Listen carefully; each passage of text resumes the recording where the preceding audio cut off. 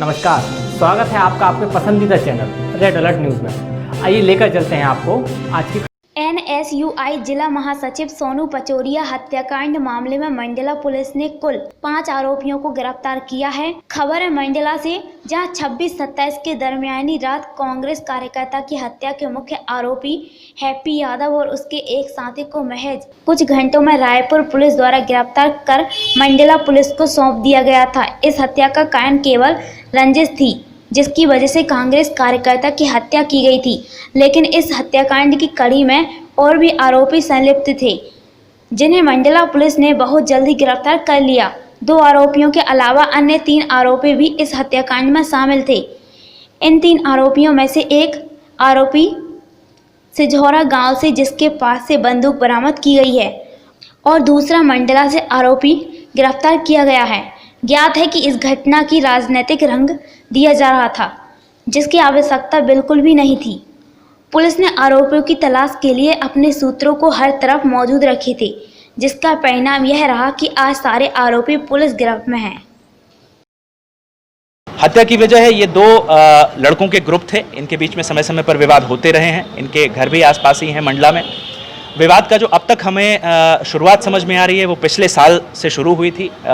एक धार्मिक आयोजन को लेकर इनके बीच में पहला विवाद हुआ था, जिसमें पुलिस मुकदमा भी दर्ज हुआ था, और समय समय पर इनके बीच में आपस में तनातनी होती रहती थी। इसी क्रम में इस महीने की 6 तारीख को भी इनके बीच झगड़ा हुआ था, और जो मृतक है उन लोगों ने, जो आरोपी है, उस पक्ष को शायद मारा पीटा था। कुछ और भी बातें हुई थी, जिस बात को लेके जो हमारा आरोपी है वो तब से ही बदला लेने की फिराक में था, और परसों रात में इसको मौका मिला और इसने वारदात को अंजाम दिया। सर, कल से आप सफर करिए। देखिए, इसमें जैसा मैंने बताया 26 और 27 की दरमियानी रात को, रात के लगभग 12:30 बजे एक व्यक्ति की थाना महाराजपुर क्षेत्र के अंतर्गत गोली मारकर हत्या कर दी गई थी।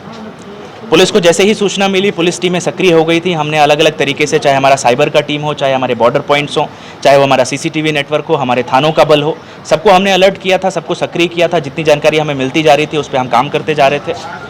थाना महाराजपुर में हमने 302, 307 और SC/ST एक्ट की धाराओं के तहत अपराध पंजीबद्ध कर लिया था, क्योंकि जो मृतक था उसके साथ 2 अन्य व्यक्ति भी थे जो हमारे चश्मदीद साक्षी थे। उनसे हमें जब पूछताछ में पता लगा, उसमें से एक आरोपी जो था हैप्पी यादव, वो हमारा नामजद आरोपी था, तो वहाँ से हमें इनिशियल क्लू मिला था कि हमें किस दिशा में आगे बढ़ना है, और हम एक के बाद एक चीज़ें डेवलप करते गए। कल हमें जो घटना में प्रयुक्त वाहन था, बोलेरो वाहन, वो नारायणगंज थाना क्षेत्र से बरामद हुआ। लावारिस हालत में ये जंगल के बीच जाके छिपाया गया था, छोड़ा गया था। जो हथियार प्रयुक्त हुआ है वो हमें सिझौरा क्षेत्र से बरामद हुआ है। ये अपने एक साथी के पास छोड़ के भागा था आरोपी। और ये जो दोनों मुख्य आरोपी थे, ये हमें रायपुर पुलिस की मदद से, वहाँ से इनकी गिरफ्तारी हमारी मंडला पुलिस ने की है। और इसमें कुल मिला के 5 आरोपी थे जिन्होंने इस वारदात को अंजाम दिया। 5 को पुलिस ने जब्त किया है, 5 को गिरफ्त में लिया है। और क्योंकि ये अपराध का प्रकृति ऐसा है, इसे हम प्रॉपर इन्वेस्टिगेट कर रहे हैं, हर कड़ी से कड़ी जोड़ रहे हैं। जहाँ तक हथियार चलाने की बात है तो इसका हम बैलिस्टिक एग्जामिनेशन के लिए भी भेजेंगे अभी, ताकि हमारा साइंटिफिक एविडेंस रहे। इसको हम चिन्हित अपराध की श्रेणी में रंग देने का भी प्रयास किया जा रहा है, तो क्या ये एंगल दिखता है इस खबर, इस घटना पे? देखिए, निश्चित तौर पे कई लोगों ने इसको पॉलिटिकल कलर देने का प्रयास किया, कई लोगों ने 2 कम्युनिटी का मसला बनाया इसे। इस बात को लेकर पुलिस बड़ी अलर्ट थी, बड़ी सतर्क थी। एक और जहां हमें कानून व्यवस्था मेंटेन करनी थी, वहीं दूसरी ओर अपराध का निकाल भी करना था। अब तक विवेचना में जो भी तथ्य आए हैं, इसमें जैसा मैंने बताया, ये 2 लोगों के बीच की लड़ाई थी।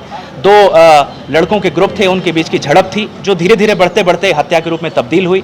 इसमें अन्य कोई एंगल अभी तक हमें समझ में नहीं आया है। निश्चित तौर पर 2 लोगों की आपसी लड़ाई थी। इसको अनावश्यक कल कुछ जगह तूल देने का प्रयास किया गया, जो बिल्कुल उचित नहीं था।